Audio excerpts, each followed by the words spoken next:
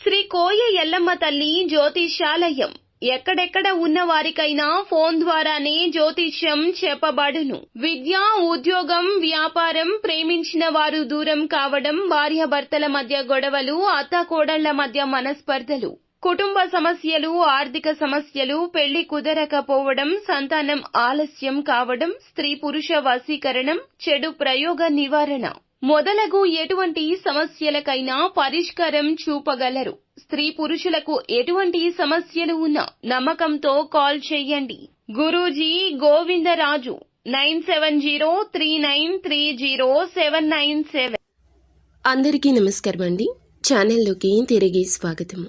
తులారాశి జాతకులు అక్టోబర్ మాసంలో 14వ తేదీన ఒక వ్యక్తి మిమ్మల్ని పట్టి పీడిస్తాడు.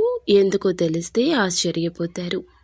ఎవరు ఆ వ్యక్తి, ఏం జరగబోతుందో వీడియోలో తెలుసుకుందాము. వీడియో నచ్చితే తప్పకుండా ఒక చిన్న లైక్ చేసి మమ్మల్ని సపోర్ట్ చేయండి. ఇక ఆలస్యం ఏ మాత్రము కూడా లేకుండా మనమైతే ఈ వీడియోలోకి వచ్చేద్దాము. ఆర్థిక వ్యవహారాల్లో ఈ రోజున కుజగ్రహ సంచారం కాస్త అశాంతిని ఏర్పరుస్తుంది. రాహువు మేషరాశిలో, కేతువు తులారాశిలో ఉండడం వల్ల ఈరోజు వీరికి అంతర్గత సంఘర్షణ కూడా తప్పదు. ఈ మొత్తం గ్రహస్థితులు కలిపి ఒక వ్యక్తి మిమ్మల్ని పట్టి పీడించే సూచన కనిపిస్తోంది. ఇక్కడ జ్యోతిష్య విశ్లేషణ ప్రకారం ఈ వ్యక్తి ఎవరో మీరు అంచనా వేయొచ్చు. అంటే కార్యస్థలంలో సహచరుడు కావచ్చు, లేదా అధికారి కానీ, కుటుంబ సభ్యుడు కానీ, మీ యొక్క బంధువు కానీ, పాత స్నేహితుడు కానీ, లేదా ఎవరో ఒకరు మీరు చేయని తప్పుకు మీ పైన నింద మోపి మీకు చట్టపరమైన సమస్యలు సృష్టించి మిమ్మల్ని పీడించే అవకాశం ఉంది. అంటే కార్యాలయంలో మీ సహచరుడు మీ పనిని చిన్న చూపు చూస్తూ ఒత్తిడి పెట్టే అవకాశాలు ఉన్నాయి.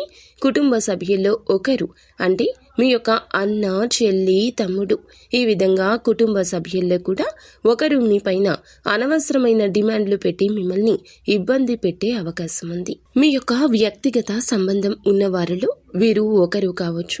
ఇది శని ప్రభావం వల్ల కలిగే పరీక్షగా మీరు భావించండి. ఏ నిర్ణయం తీసుకునే ముందైనా ఈ రోజున 1-2 సార్లు ఆలోచించండి. కుటుంబ సభ్యులు ఒత్తిడి పెట్టారను, ఎవరో ఏదో చెప్పారను దానికి సంబంధించి నిర్ణయం తీసుకోవద్దు. సజావుగా మీ యొక్క జీవితానికి వాయిదా పద్ధతి మంచిది. నిత్యం శివారాధన తప్పనిసరిగా చేసుకోండి. ప్రశాంత జీవనానికి అలవాటు పడండి.